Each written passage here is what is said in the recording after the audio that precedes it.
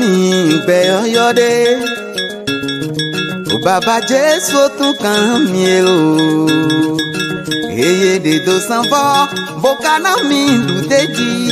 akọlọ tún kàn mí o esọnà mi sùn àmẹ tọkì dèngbè gànjí bàbá Jésù wàjáwù náà mi ewu tún lọ gbẹ jorogogo yìnyín tó. ní mímọ́ tó o sẹ́mi wà lóko tó eyín o àsán títán o sẹ́ lọ́tàn eyín ìlú sẹ́gbẹ̀pọ̀ àsán lè bọ́ lẹ́gò mìíràn yí bí ọ̀nà mímọ́ mi tọ̀ mi ndì ńlọ́mọ́ ena ya sọ ande ejiwe ewe na zan na lo si ngando tedeji na fi ton le lopolopo nu he edo nkundo so ni de ndoli jewe wan ina to to miji eklo bo mima ehe yoro kona o se mi ton kona ogbe susuge po ogesuge o se he gona ogbe susugege oya nchido na fokun bodo to mi ma ni lo me ena mi ma ni when mi sepo no mi mede bo so I hanu go gligli mi kan yi owe kan mo na kan lai mo na he do I han na do sinalo le mi kundeji to selo me bo inde to klari na wa kunde na wa gbogbo kun to na mi fin wa do to hoye to seme boya te so ko pla o yewe ho yewe no to do to segbe alo o abeto abi papa o presto do to segbe a hen wa chichene bo mo mi na do hwelo to kigode me bio kigode me mo ina so yin zande echiwe we kansan na do to alindo supoa ededi bo egbe lo mu heji owe hota heji mi na mando wen didio nkun so bo didio nkun so enya afunde bo petono ho to gbigbo me kapito apasa me na no sinando so afunkun afon pata hihun bonvona non zo me tonton kabi nando gizan nando klon aliona àwọn funde yesan na do ton afunme kabi ke ngan so yizan na no sinando gbegbe na non zo me tonde to alopade àti alopade me bo mi pon français acheme fi to fi ente fi àti o Africa gbeji pàtàkì to Benin to mi ton me mi mondeji o kandeji logun onyon support dali atekun français acheme fi le to o àwọn daho fún yovo gbeyoro Seconde Guerre mondiale mimo non support boye chite na lo sinando do ya fún ho na otoyeton àti na chokoko non lo sutonga bo man yovo to me fi kele di ndo to Benin minamo o nanjino mi ton le o akojele o ahosile bo ye fontite yovo gbeyoro Amazon bo ye ma gbe mi jo you know de taname somu bo enlomro ni ponran to yovo gbeji àti Africa gbeji ni epo àwọn bomo o memenyon yoro kaitu bitule ahosu Ethiopia ton lopo ni àwọn ni ton lopo amina wo yin ahosi Zaria ton o fún mi láyọ̀ Yesu won temeteme igbon Senegal si to me Africa gbeji so di ye yin yon o asuka bo frontite na lo singando ya fún ho na ju koko àti o jeha gbetoton ye do sisi de ro han ye do ye de ro han menele bo hiwon hezan àti atogbibo heye tindo bodo yi asun enele wa ni nde pokwa ko ti tembe to mi upeto le sin kun bo bede ka kwa ko mi upeto le sin kun mi no ko me mi ro bo jiwe we sin kun ro be nya kwa hiho me ro popo na do ile to logun tali eton anodo benwe mbo mi ule masinando montari yeton mi ule sinando mbo yena ewana mi jomionde yewana mi ohun cho kokore yewana mi ablode gbajade shiba chiwe kere wesinando ene lo eniro yena bo nuke ye yuba yene lo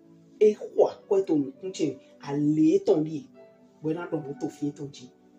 bo ni ka do yin lo chiwe kere we me to taji bo to gbeji bo hun kan na lo sin kan dodo ndagbe wa ye ni ya le ton edo ba iro mu lo nkun di o so nlo enya fun gbigbo meton de bo chiwe we lo su vena ayi haiton lo mo bo vena alidon eton ino mu lo ayi pon o wewe me to Jacob sin episode Jacob sin weme o ta ene afoton chan eni wona do eni wutu milita mi ton ayi kan jiwe yewe mi dio nukun so legba ena so honson miti bo eno mo at mi tele mi ganje eyin weta energy mi singan so mo mede hewa he o ho eni lo che to pipe me ntoli emodo nugbode to ho eni mene we increase Jesus mi gbo mi ni bio eyin o wenagbe buku ton mi o ta eni to afotintan lo je foton ehihi aro le Jesus gona gbigbo wiwe le gosun Jordan yeso pin to gbigbo me yisun gbo me je asan kande ye kule kun son legba de to asan ele me e ma dunde wenwina yeso pe oveto wi legba so do han do mu yeyin ofi chiwe eweton de pe na sanu he ni lezun akla Jesus so gbon bodo han do mu ye kan we do peto manto ogbe gbon akla do pokere daliba legba so hen ose he yaga deji boyi aholu ayigba ayihun tonle po rie eto nukun iwe dopo me legba so do han do mu rie we nyina yi àṣẹ he na bugigo ye ton pona na enewe ye yido alo menami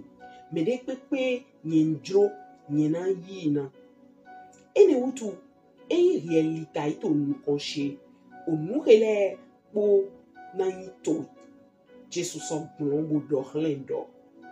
to son kodonami satani na yiwon we do here na li taina okunu shiwewe to ewo dopo kede we na ye nano se eso hen Jerusalem boze do awa temple tonji aga oso do hlen do mo yin ovichiwe weton lonson ofin odo na yewuran we do mo ewo na àṣẹ angeli etonle na hie ton wutu nando howi aloye to me we yina zewe do aga na hie to wede pepenu manando ken afo toy do zanugo Jesus so gbon bodo hlendo ye so domo hie mana kule chiwe yewe okunu chiwe yewe to ekun wenu na legba so do tana kule kun lepo efon yi son ede na osade Jesus so lego to hunhun gbigbo ton me wa Galili lini eton so ji po agbegbe ji le po ledo esoto me pon to synagogue leme to synagogue yeton leme yo omepo soto kigo pani bo me wona to bon yin weta ro emi wa khiadi na gbe lukuton utaine afotitan loje afofoton edo ndo hia ro mo nkundi osonu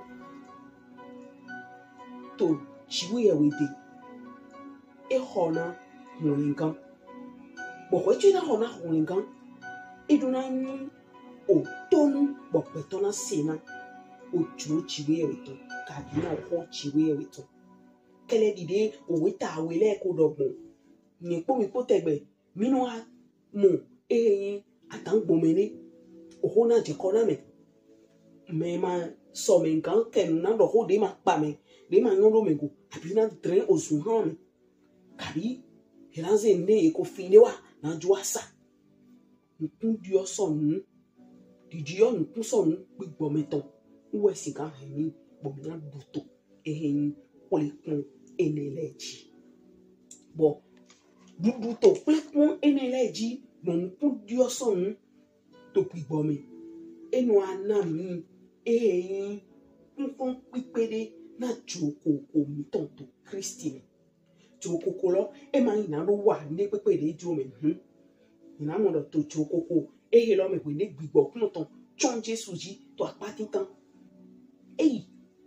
basi mu sogbe to peto bodo ma o posi nkun me na lo yin bi batisi e de to sin we me so ton son bi batisi lo me we ni e bai e se ton apati tan on ji we gbigbo kun ton so wa iji we me gbigbo kun ton so wa iji etido joko lo to gbigbo lo si kogona wenu abi kogona lo me na lo si kan lo dido zugbo me fi kule konte na asan kandi bo to kule kone me kuve manu dide wewe doro legba so wa na lo si kan do akole kun to apa vovo atonji apa vovo aton legba zan na lo kule kunle we ji wu down de legba nu zan na lo si kan do tomi son chochi we ton na ndudu e ro fin obe kulengan mavo ton son adam po eva ko si to chi pa jandeni ton o sin o ati sisen o edu bon ndudu lo bon dali ton de ko ve wo Kristi Jesu o menje legba so gbon na lo wa tenkun apa we to kiko ayi won iton le o si sele po ni po yo ja igbon fle aro pa susu si ba ji yo to le bla no ton mantin man no maze mi fun iko na nko to to Jesus nko wa pa to na no san do ko le ji we opun nka te so ba iro no ma o vi je na le ko id ina so ko mi ji we ma joro mo ena depo wana ki go mi to gbigbo me bo mi ma sin kan do yi nkan to pe ji so mi lo po ji yo po na no sin do wa nu ke juro mi na bo no mi na we sin na to clean me mi do mo no lo o nkun di osonu ya funde bo nkan ho to apasa me nkan so gbigbo me fi ho akwete na jiwe we gbigbo me ton na ho nkan ni to mi ton bo egbon na gbon ton sise na ju jiwe we ton tali to mi wa mi ton le kun bo no lo mi he do ai ha me mu na so nkun mi le to se lo me mi na flin do o weta he do ai ha mi ton lo do ene utu militaire mi ton ayi han jiwe we mi dio nkuso legba ena so honson mide bo ni akan lo fide akan lo weta bo we gbo aya to tonji me kabi akan lo owe kan nde me kan kaire me bona so fifin bo fifin amu je we na ido wa so ena so ayi bo rozan na lo kan do gole ayi dongan nítorí gbigbo eton kan goko na we je fi to klakote wulu kote gbigbo eton lo ya ni je fi mo do mu pokwe o na me gbigbo me to na ton so mu to me ena fa ho me na me nje do tole me yan fu ho tole kaka bo na do ha je to so yun fi ka aren ko ni leson fi pon me ni lete wa pon mi so fi ano pon tebo e te so mi ma ye to kun fu na mi to mi ma yin wa to Jesu Kristi fi ai we wa Jesu mo ye podo ye po ati nyon so de yin ho lo ye zan oro to lo mi na ti oro si so ki ko de bio ki ko de ma so inu ko hun kan mo nítorí mi ma mi to e ma ro hun kan cheju foton abi cheju ko na no te na no si lo do o se mi to e to na se to Jesus si mi ko ami chi we to e yi mi chi eyi no yi mi to le poji na do ho e so to classe na do ho so npun bi gasi na do ho so eri asonya kan abi ye hu ajiji abi akoba adabaji to Jesus si mi come mi ma mu alita ovi ohun Jesus to chomi bobu mi no yi mi to le po mi yi to na no Kiko kuno ko iwe tonto sanvola mi jejoro koko